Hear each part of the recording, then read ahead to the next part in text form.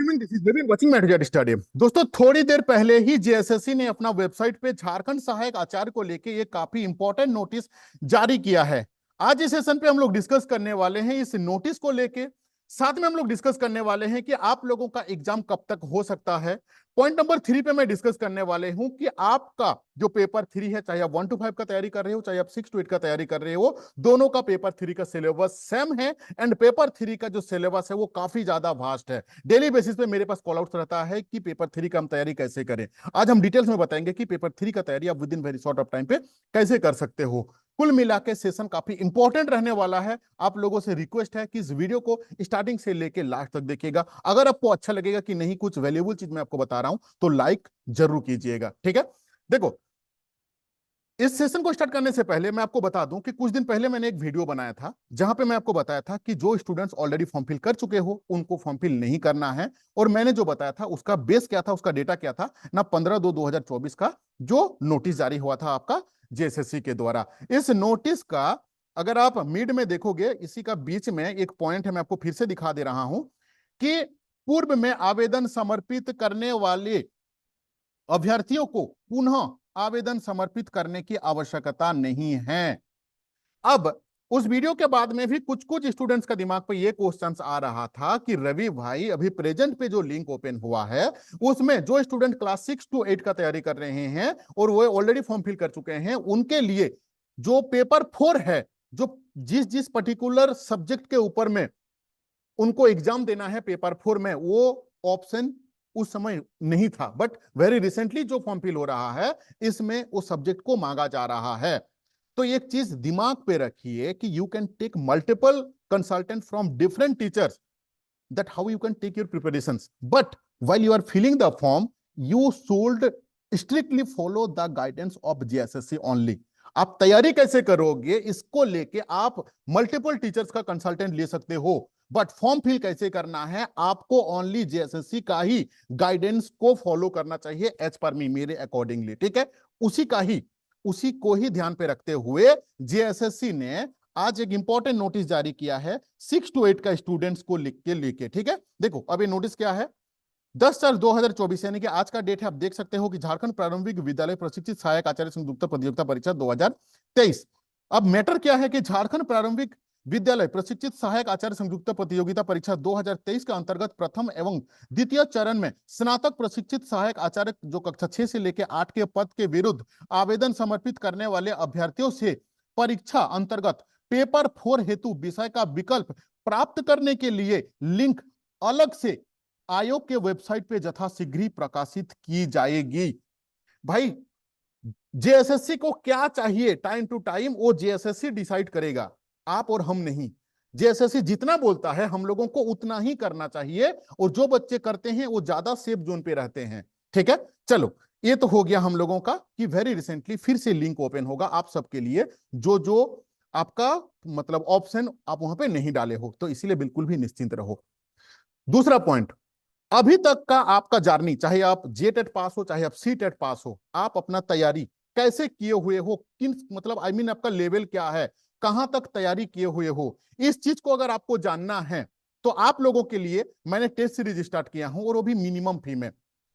जो क्वेश्चंस मैं आपको पूछूंगा आपका एज पर सिलेबस में जितना चीज दिया हुआ है, जो जो सब टॉपिक कवर किया हुआ है उसी के आधारित ही और उसी का लेवल को ही मेंटेन करते हुए, अगर आप 1 to 5 का तैयारी कर रहे हो तो 12th का जो लेवल है उस लेवल को मेंटेन करते हुए, अगर आप 6 to 8 का तैयारी कर रहे हो तो ग्रेजुएट लेवल को मेंटेन करते हुए हम टेस्ट सीरीज स्टार्ट किए हैं। अभी तक आपका तैयारी कितना पहुंचा हुआ है इसको अगर आप जानना चाहते हो तो आप मेरे से कॉन्टेक्ट कर सकते हो।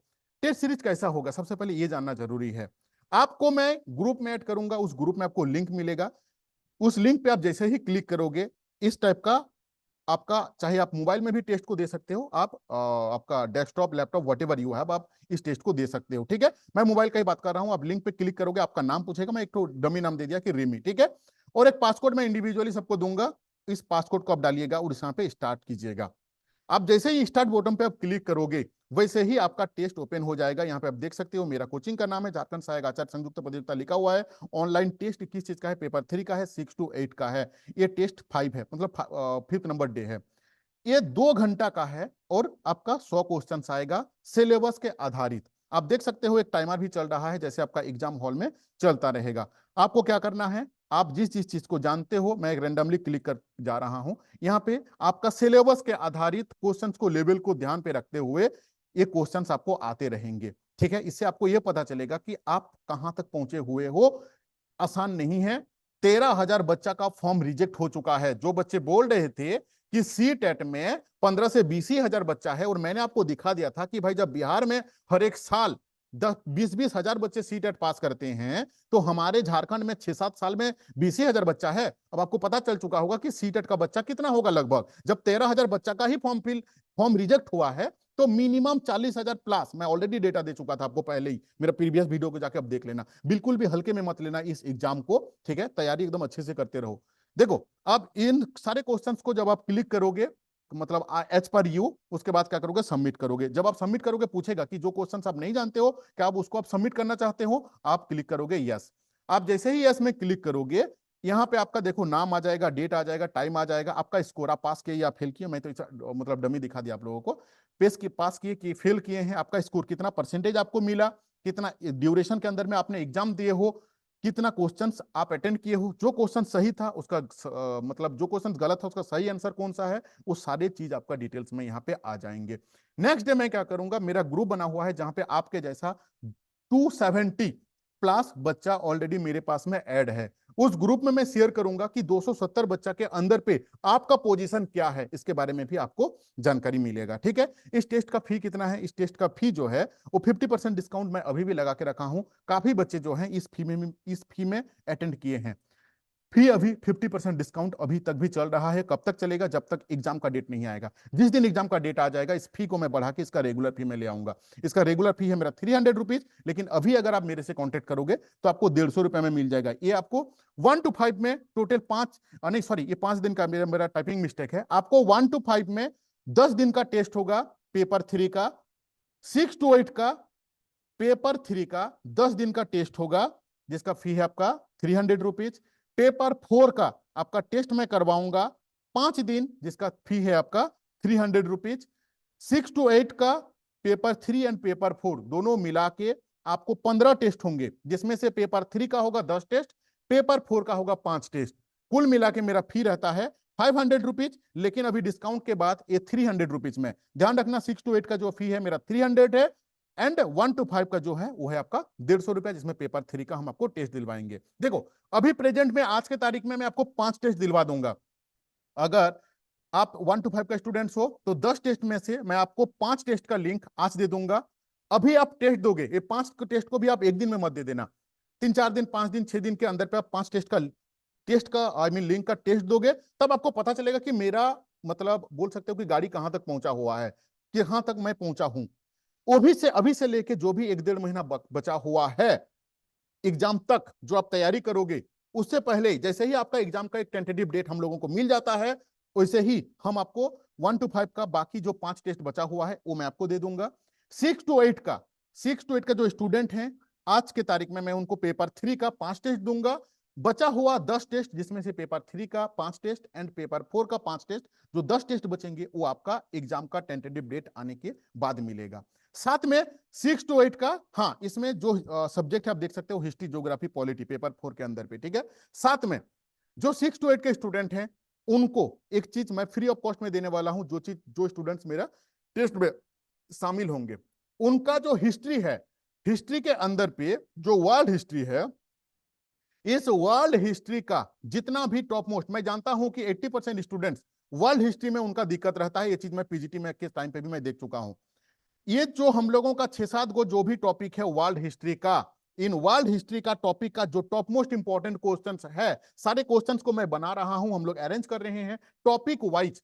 आपको काफी क्वेश्चंस मैं देने वाला हूं वर्ल्ड हिस्ट्री का, जो कि टॉप मोस्ट इंपॉर्टेंट रहने वाला है, क्योंकि सारे क्वेश्चंस ऑलरेडी मतलब डिफरेंट स्टेट लेवल पे, नेशनल लेवल पे जो एग्जाम हो चुका है, जो एग्जाम पे इन पर्टिकुलर टॉपिक से क्वेश्चंस आया हुआ है, एंड वो एग्जाम जो है वो टीजीटी लेवल का है, वो सारे क्वेश्चंस को मैं अरेंज कर रहा हूं, और इसका एमसीक्यू क्वेश्चन, उसका आंसर मैं आप लोगों को फ्री ऑफ कॉस्ट में मैं देने वाला हूं, जो मेरा स्टेट में ज्वाइन करेंगे। ठीक है, चलो, ये हो गया आप अगर देखना चाहते हो कि कहां तक मैं पहुंचा हुआ हूं, ठीक है। चलो अब हम लोग आते हैं आपका नेक्स्ट पॉइंट के ऊपर में, कि पेपर 3 का तैयारी कैसे करें। एक क्वेश्चन ऐसा है जो कि हर एक स्टूडेंट्स का दिमाग में है, क्योंकि बचपन से लेके अभी तक आप जो चीज पढ़े हुए हो सारे चीज यहां पे डाला हुआ है, सिर्फ हिंदी को छोड़ के।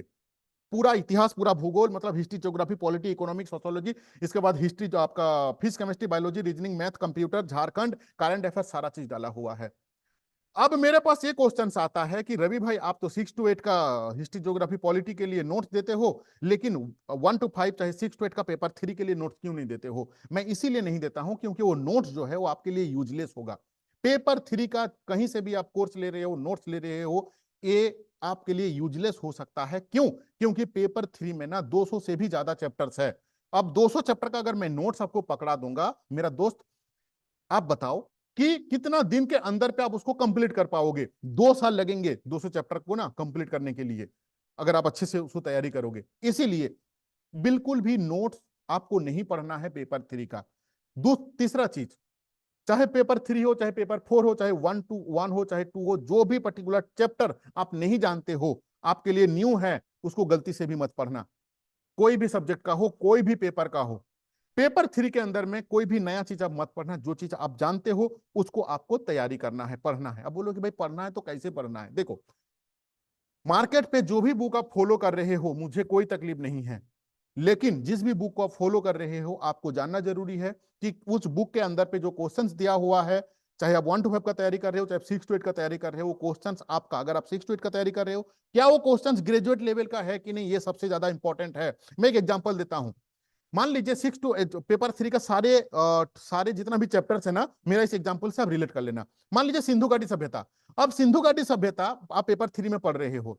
सिंधु घाटी सभ्यता जो है वो क्लास 10th का एमटेस लेवल में भी आता है, 12th लेवल का जो आपका एसएससी का एग्जाम होता है, ग्रेजुएट लेवल का टीजीटी बोल सकते हो, आपका सीजीएल बोल सकते हो, पीजीटी लेवल पे जो एग्जाम होता है, इवन की नेट लेवल पे मैं जाऊं, चाहे यूपीएससी में जाऊं, हर एक जगह में आपका सिंधु घाटी सभ्यता से क्वेश्चंस रहता है। अब ये इंपॉर्टेंट क्वेश्चन है कि जो क्वेश्चंस आप सहायक आचार्य के लिए तैयारी कर रहे हो, अगर आप 1 to 5 का तैयारी कर रहे हो, तो उसके अंदर पे जो क्वेश्चन आप सॉल्व कर रहे हो क्या वो 12th लेवल का है कि नहीं, ये जानना जरूरी है। कहीं आप UPSC and PGT and TGT and MTS level का तो तैयारी नहीं कर रहे हो ना क्वेश्चंस का। अभी आप बोलोगे, आपका मन में क्वेश्चन आएगा कि रवि भाई इस चीज को हम कहां से डिफाइन करें कि जो क्वेश्चंस को मैं पढ़ रहा हूं वो क्वेश्चंस मेरा कौन सा लेवल का है। और इसका आंसर आप अपना दोस्त लोगों से पूछ लेना कि कितना स्टूडेंट्स इसका जवाब दे पाएंगे कि जो क्वेश्चंस को आप सॉल्व कर रहे हो उसका लेवल क्या है। जो बच्चे मेरा इस ट्रिक को समझ जाते हैं वो बच्चे, मतलब सोचो कि काफी इंपॉर्टेंट चीज आपको सीखने को मिला आज। लेवल को डिफाइन करना बहुत ज्यादा जरूरी है। अब देखो, अब इसका मैं सोल्यूशन बता रहा हूं। मार्केट में कुछ बुक्स मिलता है, जो बुक्स आपका सामान्य ज्ञान का रहता है, उसके अंदर पे ऑल ओवर इंडिया बेसिस पे जितना भी एग्जाम हुआ है, सामान्य ज्ञान का जो सिलेबस आपको मैं बता रहा हूं वो almost all over India basis का सेम है। अब अगर आप 1 to 5 का तैयारी कर रहे हो तो 12th लेवल का जो एसएससी का एग्जाम हुआ है ऑल ओवर इंडिया बेसिस पे डिफरेंट स्टेट लेवल में जो क्वेश्चंस आ चुका है टॉपिक वाइज, उन सारे क्वेश्चंस को आपको अरेंज करना है। अभी बोलोगे कहां पे भी मिलेगा? देखो, अभी मैं जो बुक को आपको दिखाने वाला हूं, ध्यान रखना, इसका मालिक हमको नहीं बोला है कि प्रमोशन करो, ना मुझे कोई पैसा दिया है, ना मैं कोई बुक का डिस्क्रिप्शन का बॉक्स में मैं लिंक डाल रहा हूं कि इस लिंक से खरीद लो और हमको 10% का कमीशन मिलेगा। ऐसा बिल्कुल भी नहीं है।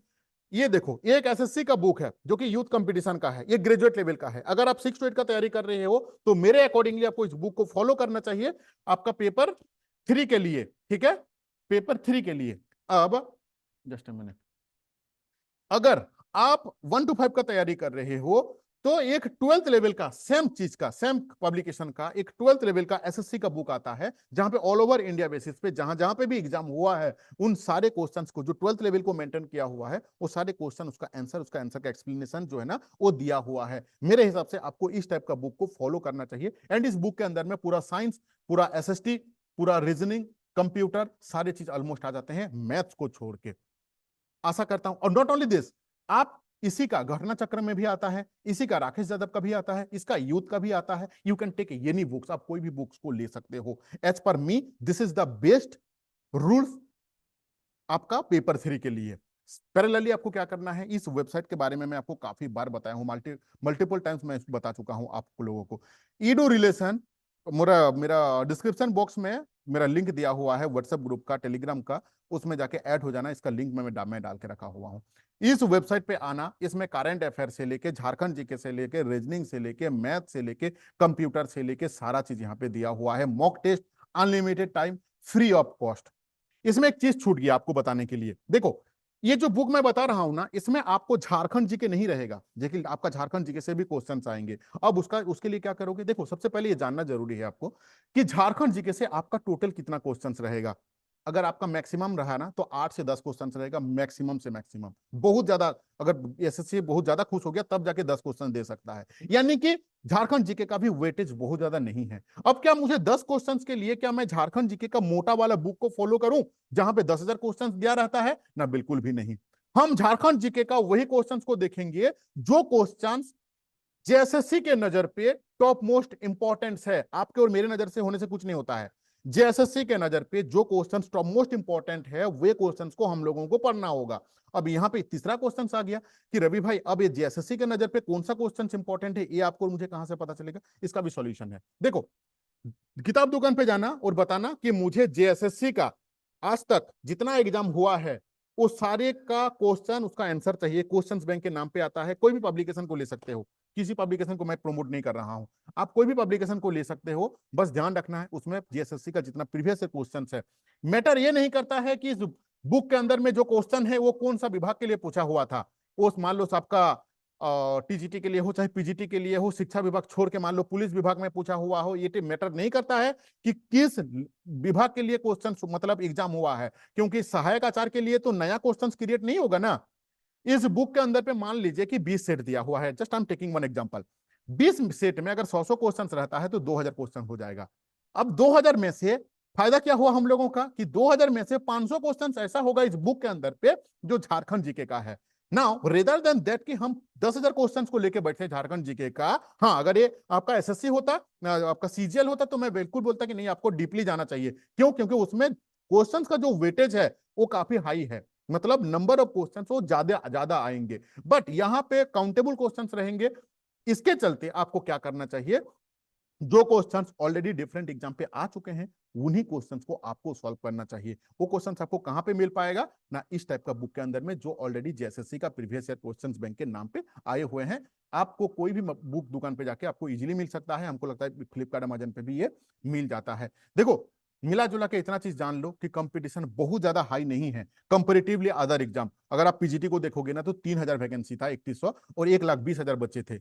यहाँ पे अगर आप 26,000 देखोगे तो मैक्सिमम से मैक्सिमम अगर स्टूडेंट्स होगा, फॉर्म फिलअप होगा ना, तो कुल मिला के आपका 1.5 लाख मैक्सिमम होगा, तो 1.5 लाख। ठीक है।